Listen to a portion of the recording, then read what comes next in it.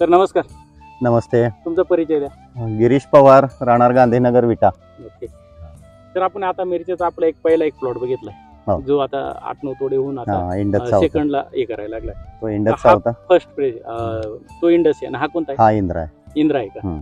बरं, दोन्ही व्हरायटीमध्ये काय फरक आहे आणि काय ट्रीटमेंट चालू आहे दोन्हीला? नाही, ट्रीटमेंट दोन्हीला एकच आहे. मगाशी जशी मी सांगितली इंडसला तशीच आपण आता पहिल्या व्हिडिओ मध्ये आपण ट्रीटमेंट केलेली पहिल्या प्लॉटला सेम बेसल डोस सेम टाकलाय. काय काय केलेलं आहे आणि किती प्लॉट? हा प्लॉट आहे, हा पण तेवढाच आहे. 20 गुंठाचा. 20-25 गुंठे असेल. प्लॉट बरोबर नाही? हो. आता हे तुमचे मित्र आहे, भाऊ आहे? भाऊ आहेत माझे. तुमचा प्लॉट कुठे? ते आपण काढून टाकलेलं आहे. किती दिवस होता? ते मला वाटते 3 महिने बाबा आहे ना.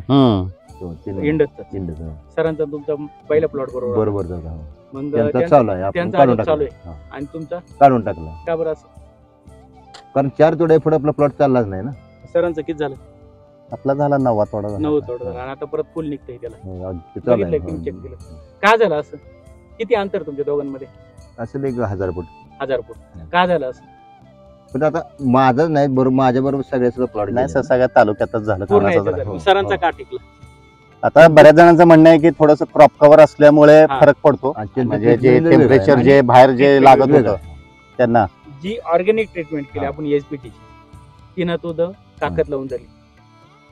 क्रॉप कव्हरचा 25% फरक धरा, 20% धरा, 80% ते आपण जे वापरतो त्याचा पण फरक आहे का? 100%. 100%. तुमच्या आता लक्षात आलं ज्यावेळेस आमचं सगळ्याच निघालेत, कारण ह्याचं चालू आहे ना आमच्या बरोबर सगळ्या लागले. बरोबर.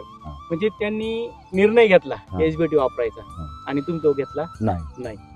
आणि किती मोठा फरक पडला? 50%. 4 आणि 9 50% प्लस. आता उभं राहू 1 मिनिट.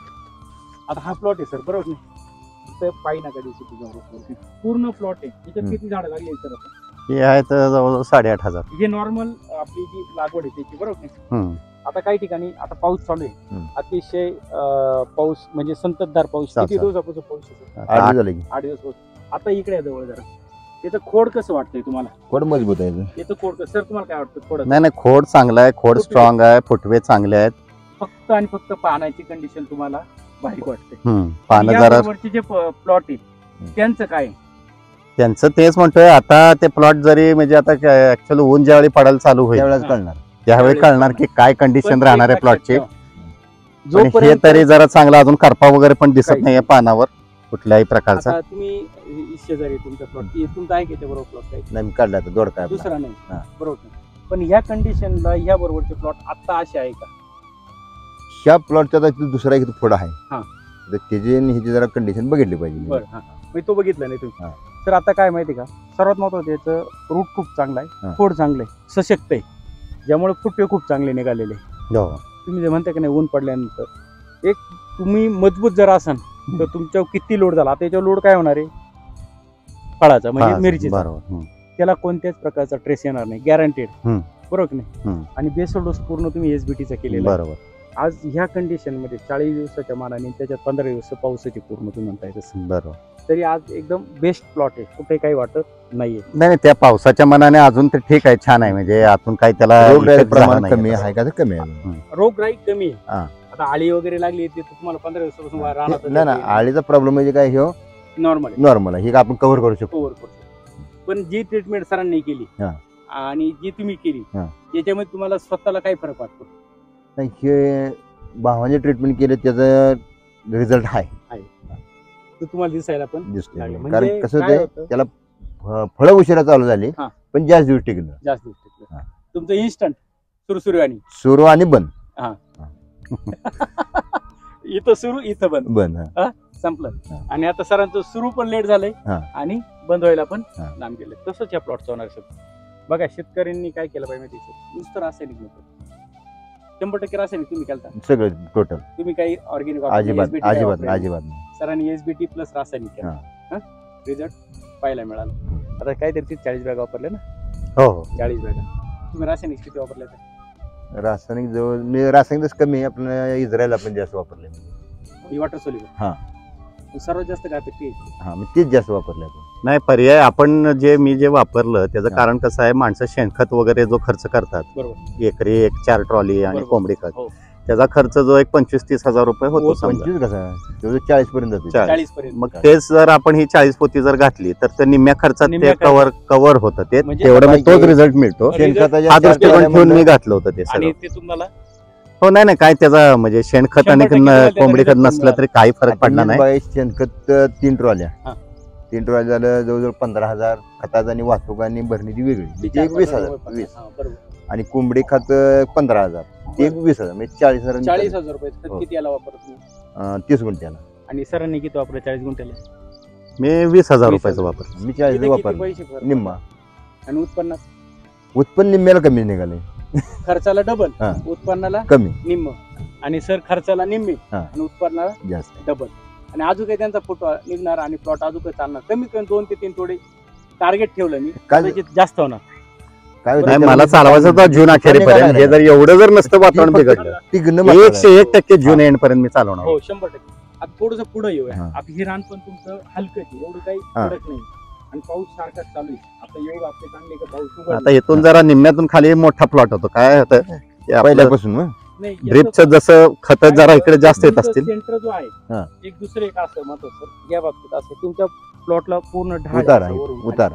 असा उतार आलेला आहे. हम्म. तर तुमचं सेंटर ड्रिप आहे बरोबर. हम्म. त्या सेंटर ड्रिप काय होतं जे तुम्ही खतं सोडणारे. सोडताय हा. खतं सोडताय ते पहिल्या स्टेजला soil पडणार सोडताय. का? ते जास्त खाली येत ते आहे काय ते. करतं पाण्याचं जिथं जास्त flow तिकडे जास्त जाते. तर याला एक ऑप्शन असं ठेवलं पाहिजे सर, जो आपला कॉक असतो म्हणजे पाईप असतो तिथे ना कॉक टाकायचे हम्म, तुमचे. हम्म, हम्म. आणि त्याच्यामध्ये नॉर्मली एक 20% 25% बरोबर तुम्हाला कम salary हा त्या पद्धतीनं तिकडे प्रेशर वाढवायचं आणि इकडे बरोबर कमी कमी करायचं. केलं पाहिजे. पण ते काय म्हणजे हेच होतंय रिझल्ट तुम्हाला तिथे इथं मिळणार. बरं साहेब ते काय होतंय आपलं दरवेळेला ते शक्य नाही ना. नाही वन टाइम करून ठेवायचं ते. हा. दरवेळेला करायचं नाही. पाणी पण तेवढ्या प्रमाणात कमी गेलं चालेल ना, कारण इकडे पाणी पण जास्त जाते, ना पाणी जास्त औषध होतंय. पण जास्त जातं. नाही त्याच्यामुळे हा निम्मा मोठाच मग होतो इकडं दरवेळेस. लगेच तुम्हाला याची ग्रोथ वेगळी दिसते बरोबर नाही.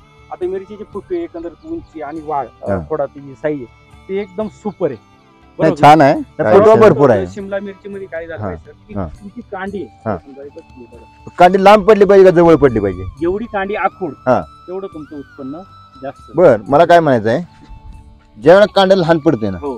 त्यावेळेला फळ सुद्धा लहान पडते. नाही हो. असं नसतं.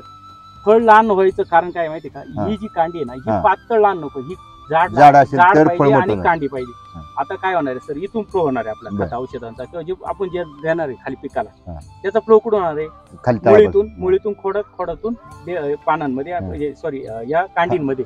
तर मग ह्या कांडीत जेवढं ताकद तुमचं फ्लो होईल, खालून जेवढी ताकद होते तेवढं फळ मोठं होणार. तेवढं फळ साईज मोठं होणार. पहिलवान बनवायचं आहे. हम्म.